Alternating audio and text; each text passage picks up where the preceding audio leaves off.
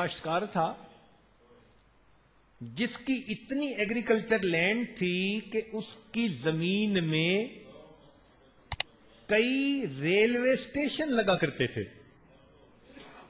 پہلا railway station اس کی زمین میں، پھر گاڑی چلتی تھی اور جہاں رکتی تھی تو دوسرا ریلوے اسٹیشن بھی اس کی زمین میں، اور پھر چلتی تھی تو تیسرا ریلوے اسٹیشن بھی اس کی زمین میں. کتنا بڑا لینڈ لارڈ ہوگا بھائی، اربوں پتی. شہر کے چوک میں کھڑا آئس کریم کھا رہا ہے. دوست سے بات چیت کی، کل کہاں تھے؟ اس نے کہا بس میں پریشان تھا، کچھ کاروبار چل نہیں رہا، مسئلہ ہے میرا. تو جب اس نے کہا نا چل نہیں رہا، تو اس میں عجب، تکبر. کہنے لگا یار کیا مسئلہ ہے تمہارا، ہر وقت پریشان رہتے ہو، آئے گا کہاں سے؟ اور مجھے دیکھو، میں ہر وقت پریشان رہتا ہوں، لگاؤں گا کہاں پہ؟ بات سمجھ رہے ہیں نا؟ میں ہر وقت پریشان رہتا ہوں، لگاؤں گا کہاں؟ میری تو 40 نسلوں کو پرواہ نہیں. اللہ رب العزت کو اس بندے کا بڑا بول نہ پسند آیا. ایک بیماری میں مبتلا ہوا، 6-8 مہینے کے بعد دنیا سے چلتا بنا. ایک ہی اس کا بیٹا تھا، عمر 18 سال. وہ اس کے تمام مال کا وارث بن گیا. اب جب اس کو اتنی دولت مل گئی تو جیسے میں نے بتایا نا کہ پھر گناہ کی طرف گھسیٹنے والے بھی چپک جاتے ہیں.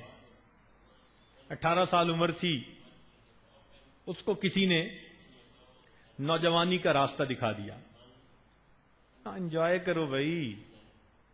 اس کام میں پڑ گیا، عیاشی میں. ہر دوسرے دن نیا مہمان اس کے پاس آ رہا ہے. پیسہ لٹانا شروع کر دیا اور جوانی بھی لٹانی شروع کر دی. پرواہ ہی نہیں. حتیٰ کہ کرتے کرتے بالآخر اس کو پینے پلانے کا چسکا بھی کسی نے ڈال دیا. کیونکہ عیاشی بالآخر نشے تک انسان کو لے کے جاتی ہے. اب شراب اور شباب دونوں کام. چند سال گزرے، باپ کا پیسہ لٹا رہا ہے خوب. کسی نے اس کو بیرون ملک کا دروازہ دکھایا، اور تمہیں کلب لے کے چلتے ہیں. وہاں تو دنیا ہی اور تھی. اب اس کی عادت بن گئی. یہ ہر 2-4 مہینے کے بعد 1 مہینہ کے لیے جاتا اور لاکھوں روپیہ وہاں لٹا کے واپس آتا. ماں نے سمجھایا، لوگوں نے سمجھایا، اس کے کان پہ جوں ہی نہیں رینگتی تھی. یہ نشہ ہی ایسا ہے کہ جب لگ جائے تو بندے کو پھر کسی کی بات سمجھ میں نہیں آتی. حتیٰ کہ اس کے پاس جتنا کچھ بینک میں مال تھا اس نے سارا انہی کاموں میں لٹا دیا. اب زمین بکنا شروع ہو گئی. زمین کا ٹکڑا بیچتا، جو پیسہ ملتا باہر جا کے عیاشی کراتا. پھر زمین بیچتا، اور 2-4 سال نکلے، ساری زمین ہی بک گئی. اس نے 10-12 سال اتنی عیاشی کی کہ جوانی بھی لٹا بیٹھا. بیماریوں کا مجموعہ. جو روز ہی یہی کام کر رہا ہو، صاف ظاہر ہے کہ وہ ہڈیوں کا ڈھانچہ بنے گا. چنانچہ بیمار بھی ہو گیا، کمزور بھی ہو گیا. اور ایک وہ وقت آیا کہ جب اس کو اپنا گھر بھی بیچنا پڑا. اور پھر اس پر وہ وقت آیا کہ جب کھانے کا نہیں تھا اس کے پاس کچھ. نشہ جو کرتا تھا، کمائی تو تھی نہیں. چنانچہ یہ شہر کے اسی چوک میں کھڑے ہو کر، جس میں اس کے باپ نے تکبر کا بول بولتا تھا، یہ بیٹا اسی چوک میں کھڑے ہو کر اللہ کے نام پہ بھیک مانگتا تھا. اللہ نے دکھا دیا. میں پروردگار اگر دینا جانتا ہوں تو میں پروردگار لینا بھی جانتا ہوں. تو نکتے کی بات یہ سمجھیے کہ اللہ رب العزت جب یہ نعمت کسی کو دیں تو وہ گردن جھکائے، گردن اٹھائے نہیں، اکڑنا اپنے اندر پیدا ہونے دے. میں اپنے اندر نہ پیدا ہونے دے، یہ نعمت کی ناقدری ہوگی.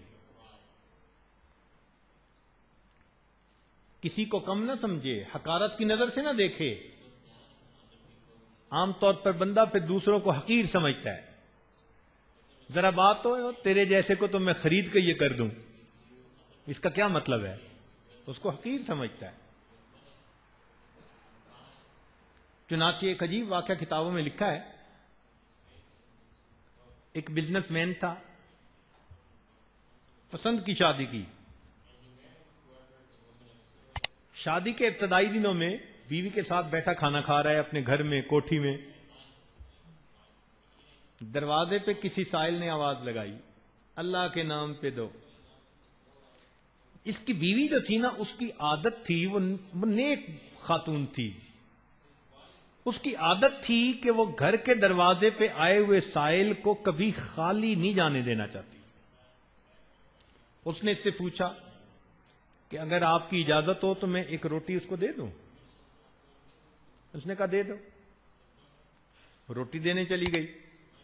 اب جانے اور آنے میں کوئی منٹ 2 منٹ تو لگ ہی جاتے ہیں. اتنے میں صاحب کا موڈ آف ہو گیا.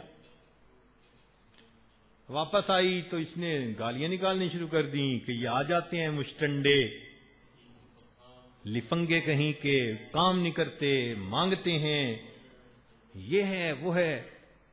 بیوی نے سمجھایا، ہم نے تو اللہ کے نام پہ دیا ہے، کوئی نہیں. بولنا شروع کر دیا. بس اللہ کو اس کا یہ اس سائل کو گالیاں دینا ناپسند آ گیا. پھر کیا ہوا؟ دن بدلنے شروع ہو گئے. پہلے ڈیل کرتا تھا تو بینیفٹ ملتا تھا، پروفٹ آتا تھا. اب جو ڈیل کرتے ہیں اسی میں لاس. ایک ڈیل، دوسری ڈیل، تیسری ڈیل، کاروبار گھاٹے میں جانا شروع ہو گیا. کچھ عرصے کے بعد ایسا وقت آیا کہ لینے کی بجائے الٹا دینے والا بن گیا. ایک وقت تھا لاکھوں لینے تھے اور آج وقت آ گیا کہ لاکھوں دینے پڑ گئے. لینے والوں نے جب اس کو ٹائٹ کیا، گھر بھی بیچنا پڑا.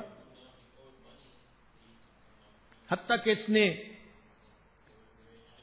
فرسٹریشن کے اندر آ کر ایک دن اپنی بیوی کو بھی طلاق دے دی. وہ اپنے والدین کے گھر آ گئی، وہاں رہی.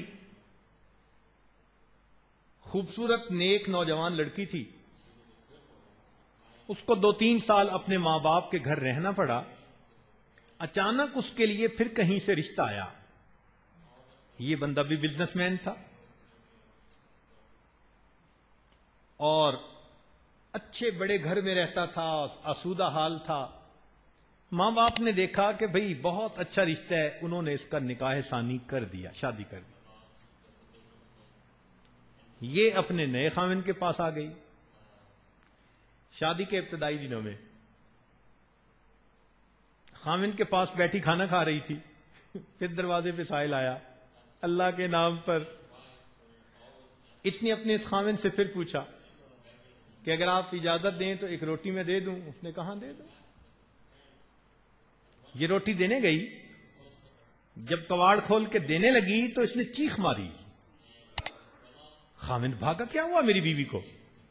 جب گیا تو دیکھا اس کا رنگ پیلا، پسینہ آیا ہوا، ٹھنڈا جسم. اس نے پوچھا کیا ہوا؟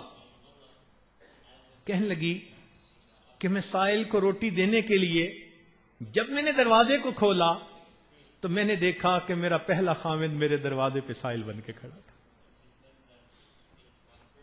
اس کے خاوند نے اس کو دیکھ کر کہا اچھا تم پہچانو، ایک ایسا دن تھا جب میں تمہارے دروازے پہ سائل بن کے گیا تھا.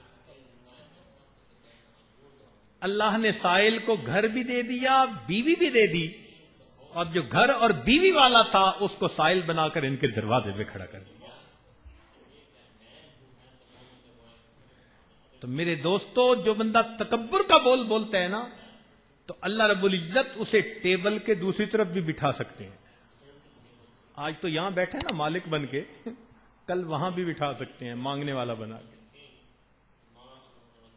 اس لیے یہ اہم بات ہے کہ یہ نعمت جب اللہ کسی کو عطا کرے تو اس کا شکر ادا کریں اور الٹا اور زیادہ اللہ کے سامنے جھکیں اور عاجزی کریں, عجب اور تکبر نہ اپنے اندر پیدا ہونے دیں. بس یہ منتر ہے اس سانپ کا, یوں سمجھ لیں. جب آپ نے یہ سمجھ لیا اب آپ کو مال نقصان نہیں دے سکتا. آپ اس مال کو اللہ کے راستے میں خرچ کر سکتے ہیں اور جنت میں اپنے رتبے اونچے کر سکتے ہیں. لیکن اکثر و بیشتر یہ بھی دیکھا کہ کچھ لوگ تو اس مال کو اللہ کی نعمت سمجھ کر اپنی آخرت بناتے ہیں, اور کچھ کے دل میں ایسی محبت آ جاتی ہے کہ وہ بس دنیا ہی میں اس کو پھیلاتے چلے جاتے.